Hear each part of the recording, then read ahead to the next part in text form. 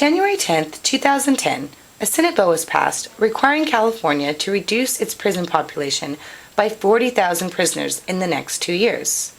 Despite this attempt by federal courts to fix the prison overcrowding issue in California, the governor has appealed this decision to the U.S. Supreme Court. Today we have Gerald Miller here, who is a program director at the Center on Juvenile and Criminal Justice, a former Delancey Street Foundation resident, and a criminal justice professional with expertise in reentry and reform. This interview is in response to the current overcrowding crisis and California's attempts to ignore it.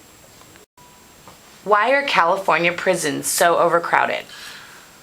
There's a number of reasons why California prisons are so overcrowded. I mean, one of the reasons is the 3 strikes you're out law, which basically filled prisons up with people who were non-violent offenders as opposed to the people who were supposed to target who were violent offenders. That's one reason.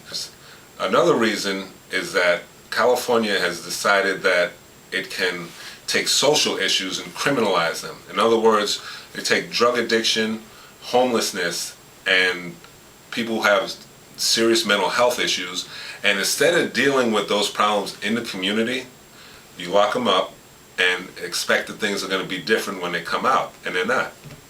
So what does prison overcrowding actually look like? Prison overcrowding has gotten so bad, and what it looks like is they've taken gymnasiums where people used to work out, and they've put beds in them. But they didn't just put beds in them. What they did was they put 3-tier beds in them.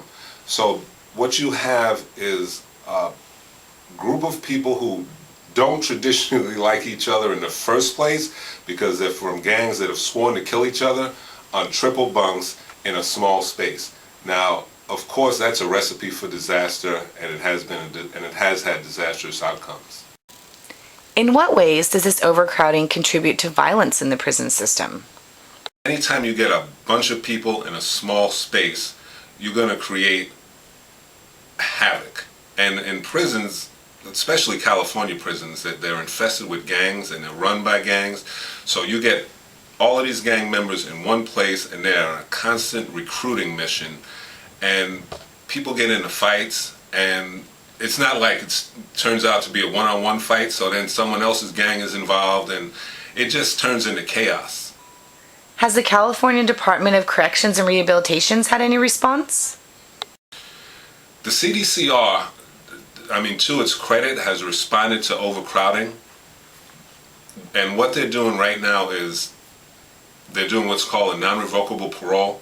So for certain people who fit a certain criteria, you get out of prison, you're still on parole, but you can't be technically violated. In other words, you don't have to report to a parole agent. So what that does is it allows a parole agent to concentrate on the people who are violent offenders. So it'll take the caseload to somewhere around 70 to about 48 per parole agent.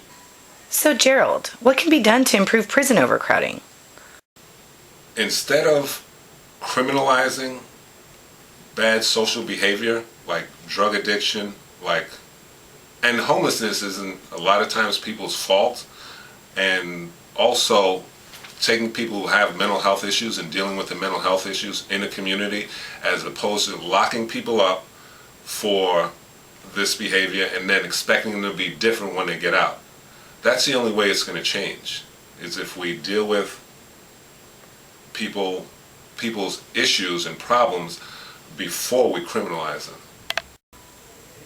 This broadcast was brought to you by the Center on Juvenile and Criminal Justice. Thanks for listening.